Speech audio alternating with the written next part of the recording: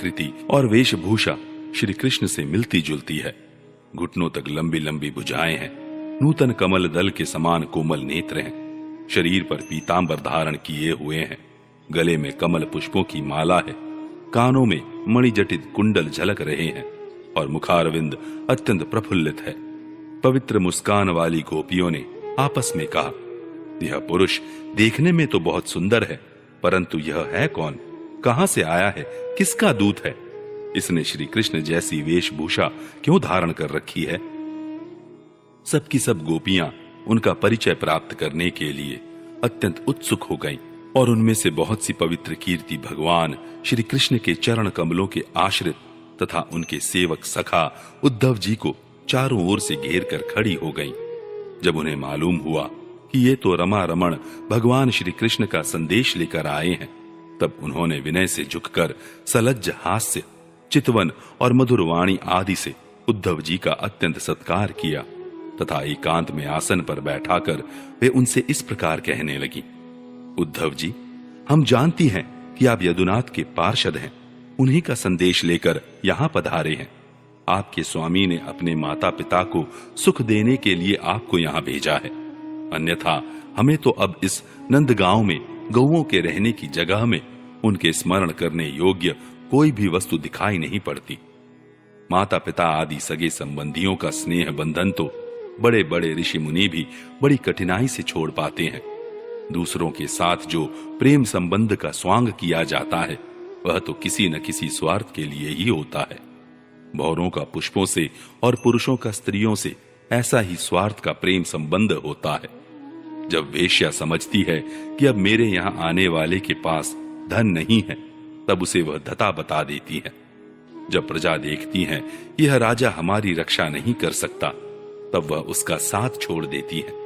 अध्ययन समाप्त हो जाने पर कितने शिष्य अपने आचार्यों की सेवा करते हैं। यज्ञ की दक्षिणा मिली कि ऋत्विज लोग चलते बने। जब वृक्ष पर फल नहीं रहते, तब पक्षीगण वहां से बिना कुछ सोचे विचारे उड़ जाते हैं। भोजन कर लेने के बाद अतिथि लोग ही गृहस्थ की ओर कब देखते हैं। वन में आग लगी कि पशु भाग खड़े हुए।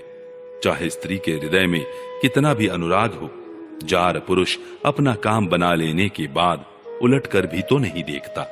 परीक्षित, गोपियों के मन, वाणी और शरीर श्री कृष्ण में ही तल्लीन थे।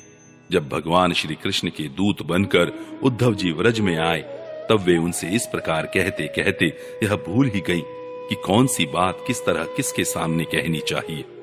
भगवान श्री कृष्ण ने बचपन से लेकर किशोर अवस्था तक जितनी भी लीलाएं की थी, उन सब की याद कर करके गोपियां उनका गान करने लगी। वे आत्मविस्मृत होकर स्त्री सुलभ लज्जा को भी भूल गईं और फूट फूट कर रोने लगी। एक गोपी को उस समय स्मरण हो रहा था भगवान श्री कृष्ण के मिलन की लीला का। उसी समय उसने देखा कि पास ही एक भंवरा गुनगुना रहा है।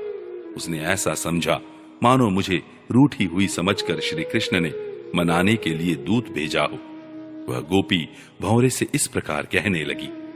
गोपी ने कहा, अरे मधुप, तू कपटी का सखा है, इसलिए तू भी कपटी है। तू हमारे पैरों को मत छू, झूठे प्रणाम करके हमसे अनुनय विनय मत कर। हम देख रही हैं कि श्री कृष्ण की जो वनमाला हमारी सौतों के वक्ष स्थल के स्पर्श से मसली हुई है, उसका पीला पीला कुमकुम तेरी मूछों पर भी लगा हुआ है। तू स्वयं भी तो किसी कुसुम से प्रेम नहीं करता, यहां से वहां उड़ा करता है। जैसे तेरे स्वामी वैसा ही तू।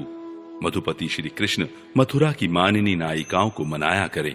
उनका वह कुमकुम रूप कृपा प्रसाद जो यदुवंशियों की सभा में उपहास करने योग्य है, अपने ही पास रखे।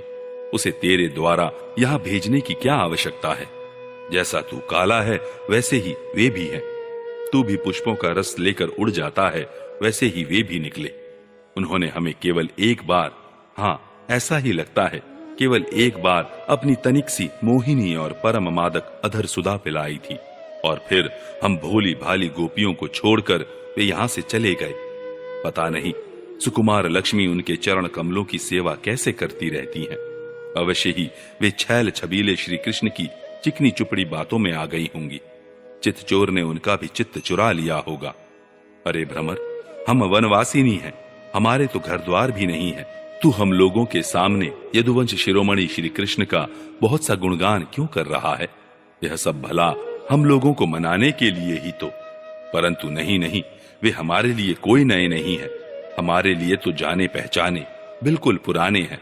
तेरी चापलूसी हमारे पास नहीं चलेगी। तू जा, यहां से चला जा, और जिनके साथ सदा विजय रहती है उन श्री कृष्ण की मधुरपुर वासिनी सखियों के सामने जाकर उनका गुणगान कर। वे नई हैं, उनकी लीलाएं कम जानती हैं, और इस समय वे उनकी प्यारी हैं। उनके हृदय की पीड़ा उन्होंने मिटा दी है।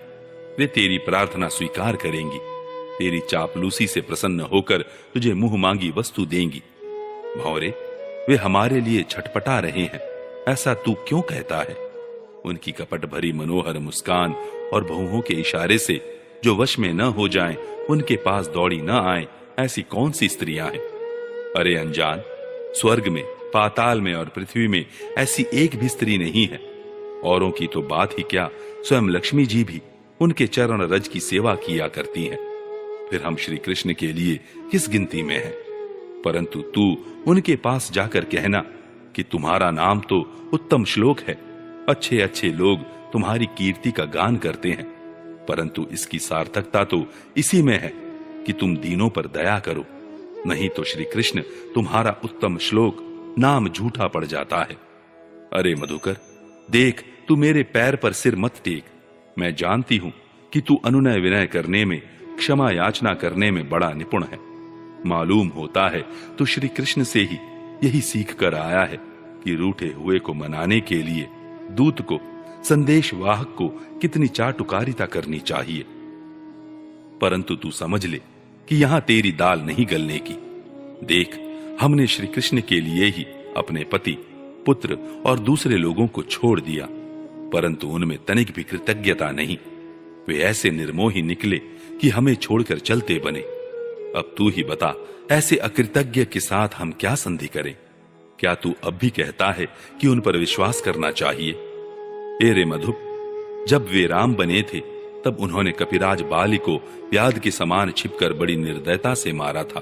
बेचारी शूर्पणखा कामवश उनके पास आई थी, परंतु उन्होंने अपनी स्त्री के वश होकर उस बेचारी के नाक कान काट लिए और इस प्रकार उसे कुरूप कर दिया। ब्राह्मण के घर वामन के रूप में जन्म लेकर उन्होंने क्या किया? बलि ने तो उनकी पूजा की, उनकी मुंह मांगी वस्तु दी, और उन्होंने उसकी पूजा ग्रहण करके भी उसे वरुण पाश से बांधकर पाताल में डाल दिया। ठीक वैसे ही जैसे कौआ बलि खाकर भी बलि देने वाले को अपने अन्य साथियों के साथ मिलकर घेर लेता है और परेशान करता है। अच्छा, तो अब जाने दे, हमें श्री कृष्ण से क्या, किसी भी काली वस्तु के साथ मित्रता से कोई प्रयोजन नहीं है। परंतु यदि तू यह कहे कि जब ऐसा है तब तुम लोग उनकी चर्चा क्यों करती हो, तो भ्रमर, हम सच कहती हैं, एक बार जिसे उसका चस्का लग जाता है वह उसे छोड़ नहीं सकता। ऐसी दशा में हम चाहने पर भी उनकी चर्चा छोड़ नहीं सकती। श्री कृष्ण की लीला रूप कर्णामृत के एक कण का भी जो रसास्वादन कर लेता है, उसके राग द्वेष, सुख दुख आदि सारे द्वंद्व छूट जाते हैं। यहां तक कि बहुत से लोग तो अपनी दुखमय दुख से सनी हुई घर गृहस्थी छोड़कर अंकिंचन हो जाते हैं, अपने पास कुछ भी संग्रह परिग्रह नहीं रखते और पक्षियों की तरह चुन चुन कर भीख मांग कर अपना पेट भरते हैं। दीन दुनिया से जाते रहते हैं, फिर भी श्री कृष्ण की लीला कथा छोड़ नहीं पाते। वास्तव में उनका रस, उसका चस्का ऐसा ही है। यही दशा हमारी हो रही है। जैसे कृष्ण सार मृग की पत्नी भोली भाली हरिणियां व्याध के सुमधुर गान का विश्वास कर लेती हैं और उसके जाल में फंसकर मारी जाती हैं, वैसे ही हम भोली भाली गोपियां भी उस छलिया कृष्ण की कपट भरी मीठी मीठी बातों में आकर उन्हें सत्य के समान मान बैठी और उनके नख स्पर्श से होने वाली काम व्याधि का बार बार अनुभव करती रही। इसलिए श्री कृष्ण के दूत भौरे, अब इस विषय में तू और कुछ मत कह। तुझे कहना ही हो तो कोई दूसरी बात कह। हमारे प्रियतम के प्यारे सखा, जान पड़ता है तुम एक बार उधर जाकर फिर लौट आए हो। अवश्य ही हमारे प्रियतम ने मनाने के लिए तुम्हें भेजा होगा। प्रिय भ्रमर, तुम सब प्रकार से हमारे माननीय हो। कहो, तुम्हारी क्या इच्छा है? हमसे जो चाहो सो मांग लो। अच्छा, तुम सच बताओ, क्या हमें वहां ले चलना चाहते हो? अजी, उनके पास जाकर लौटना बड़ा कठिन है। हम तो उनके पास जा चुकी हैं, परंतु तुम हमें वहां ले जाकर करोगे क्या? प्यारे भ्रमर, उनके साथ उनके वक्ष स्थल पर तो उनकी प्यारी पत्नी लक्ष्मी जी सदा रहती हैं ना, तब वहां हमारा निर्वाह कैसे होगा? अच्छा, हमारे प्रियतम के प्यारे दूत मधुकर, हमें यह बतलाओ कि आर्यपुत्र भगवान श्री कृष्ण गुरुकुल से लौटकर मधुपुरी में अब सुख से तो है ना? क्या वे कभी नंद बाबा, यशोदा रानी, यहाँ के घर, सगे संबंधी और ग्वाल बालों की बात करते हैं? और क्या हम दासियों की भी कोई बात कभी चलाते हैं? प्यारे भ्रमर, हमें यह भी बतलाओ कि कभी वे अपनी अगर के समान दिव्य सुगंध से युक्त भुजा हमारे सिरों पर रखेंगे? क्या हमारे जीवन में कभी ऐसा शुभ अवसर भी आएगा? श्री सुखदेव जी कहते हैं, परीक्षित, गोपियां भगवान श्री कृष्ण के दर्शन के लिए अत्यंत उत्सुक, लालायित हो रही थीं, उनके लिए तड़प रही थीं। उनकी बातें सुनकर उद्धव जी ने उन्हें उनके प्रीतम का संदेश सुनाकर सांत्वना देते हुए इस प्रकार कहा। उद्धव जी ने कहा, अहो गोपियों, तुम कृतकृत्य हो, तुम्हारा जीवन सफल है। देवियों, तुम सारे संसार के लिए पूजनीय हो, क्योंकि तुम लोगों ने इस प्रकार भगवान श्री कृष्ण को अपना हृदय, अपना सर्वस्व समर्पित कर दिया है। दान, व्रत, तप, होम, जप, वेदाध्ययन, ध्यान, धारणा, समाधि और कल्याण के अन्य विविध साधनों के द्वारा भगवान की भक्ति प्राप्त हो, यही प्रयत्न किया जाता है। यह बड़े सौभाग्य की बात है कि तुम लोगों ने पवित्र कीर्ति भगवान श्री कृष्ण के प्रति वही सर्वोत्तम प्रेम भक्ति प्राप्त की है और उसी का आदर्श स्थापित किया है, जो बड़े बड़े ऋषि मुनियों के लिए भी अत्यंत दुर्लभ है।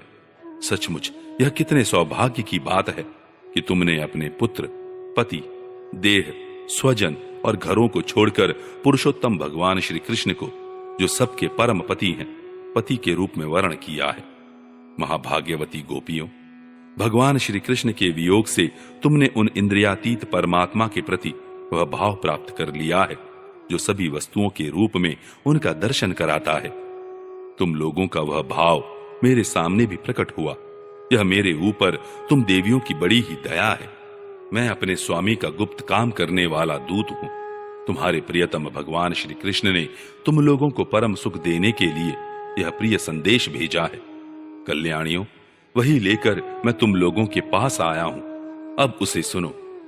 भगवान श्री कृष्ण ने कहा है, मैं सबका उपादान कारण होने से सबका आत्मा हूं, सब में अनुगत हूं, इसलिए मुझसे कभी भी तुम्हारा वियोग नहीं हो सकता।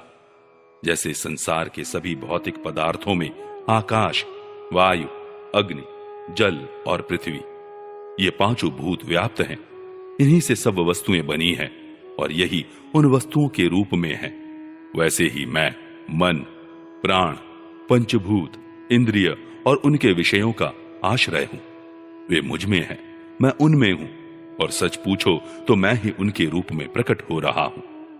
मैं ही अपनी माया के द्वारा भूत, इंद्रिय और उनके विषयों के रूप में होकर उनका आश्रय बन जाता हूं तथा स्वयं निमित्त भी बनकर अपने आप को ही रचता हूं, पालता हूं और समेट लेता हूं। आत्मा माया और माया के कार्यों से पृथक है। वह विशुद्ध ज्ञान स्वरूप जड़ प्रकृति, अनेक जीव तथा अपने ही अवान्तर भेदों से रहित सर्वथा शुद्ध है। कोई भी गुण उसका स्पर्श नहीं कर पाते। माया की तीन वृत्तियां हैं, सुषुप्ति, स्वप्न और जागृत। इनके द्वारा वही अखंड अनंत बोध स्वरूप आत्मा कभी प्राज्ञ तो कभी तेजस और कभी विश्व रूप से प्रतीत होता है। मनुष्य को चाहिए कि वह समझे कि स्वप्न में दिखने वाले पदार्थों के समान ही जागृत अवस्था में इंद्रियों के विषय भी प्रतीत हो रहे हैं। वे मिथ्या है। इसीलिए उन विषयों का चिंतन करने वाले मन और इंद्रियों को रोक ले और मानो सोकर उठा हो, इस प्रकार जगत के स्वाप्निक विषयों को त्याग कर मेरा साक्षात्कार करे। जिस प्रकार सभी नदियां घूम फिरकर समुद्र में ही पहुंचती हैं, उसी प्रकार मनस्वी पुरुषों का वेदाभ्यास, योग साधन, आत्मानात्म, विवेक, त्याग, तपस्या, इंद्रिय संयम और सत्य आदि समस्त धर्म मेरी प्राप्ति में ही समाप्त होते हैं। सबका सच्चा फल है मेरा साक्षात्कार। क्योंकि वे सब मन को निरुद्ध करके मेरे पास पहुंचाते हैं। गोपियों, इसमें संदेह नहीं कि मैं तुम्हारे नयनों का ध्रुव तारा हूं, तुम्हारा जीवन सर्वस्व हूं। किंतु मैं जो तुमसे इतना दूर रहता हूं, उसका कारण है वह यही कि तुम निरंतर मेरा ध्यान कर सको। शरीर से दूर रहने पर भी मन से तुम मेरी सन्निधि का अनुभव करो। अपना मन मेरे पास रखो, क्योंकि स्त्रियों और अन्यान्य प्रेमियों का चित्त अपने परदेशी प्रियतम में जितना निश्चल भाव से लगा रहता है, उतना आंखों के सामने पास रहने वाले प्रियतम में नहीं लगता। अशेष वृत्तियों से रहित संपूर्ण मन मुझ में लगाकर जब तुम लोग मेरा अनुस्मरण करोगी, तब शीघ्र ही सदा के लिए मुझे प्राप्त हो जाओगी। कल्याणियों, जिस समय मैंने वृंदावन में शारदीय पूर्णिमा की रात्रि में रास क्रीड़ा की थी, उस समय जो गोपियां स्वजनों के रोक लेने से व्रज में ही रह गईं, मेरे साथ रास विहार में सम्मिलित न हो सकी, वे मेरी लीलाओं का स्मरण करने से ही मुझे प्राप्त हो गई थी। श्री सुखदेव जी कहते हैं, परीक्षित, अपने प्रियतम श्री कृष्ण का यह संदेशा सुनकर गोपियों को बड़ा आनंद हुआ। उनके संदेश से उन्हें श्री कृष्ण के स्वरूप और एक एक लीला की याद आने लगी। प्रेम से भरकर उन्होंने उद्धव जी से कहा। गोपियों ने कहा,